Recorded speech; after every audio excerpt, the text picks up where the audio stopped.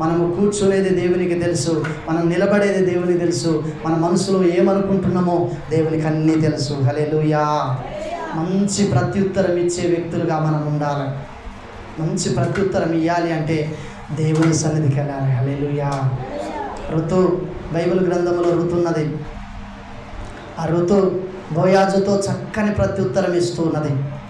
అప్పుడు ఆమెకు నచ్చిండు ఆయన. హల్లెలూయా. ఆమె ఏమన్నదో తెలుసా? యవ్వన బిడ్డ, పెళ్ళయింది, పిల్లలు లేరు, భర్త చచ్చిపోయిండు, కానీ ఇక నాకు భర్త చచ్చిపోయిండు, ఇక నేను మా అత్తతోటి ఎందుకుంటాను అనలే ఆమె. నీ జనమే నా జనం, నీ దేవుడే నా దేవుడు, సచ్చినా నీతోనే, బ్రతికినా నీతోనే. అత్త అంటుంది, మరలా నేను పెళ్లి చేసుకొని పిల్లలు కానీ, నా పిల్లగాడు 20 సంవత్సరాల ఏజ్ వచ్చేంత వరదాకా వెయిటింగ్ చేస్తావా బిడ్డ? మీ అవ్వగారింటికి పోవాలని చక్కని అత్త ఆమె.